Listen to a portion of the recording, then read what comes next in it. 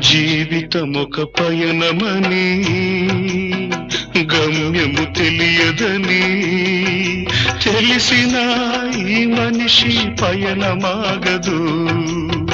జననం ధర్మమని మరణం కర్మమని తెలిసిన జనన మరణ చక్రమాగదు.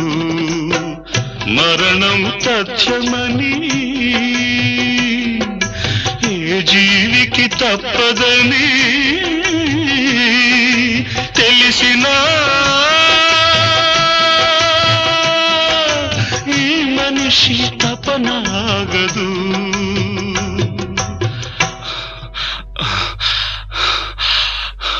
ఈ బ్రతుకు తపనాగదు. ఆగదు ఏ నిమిషము నీ కోసము.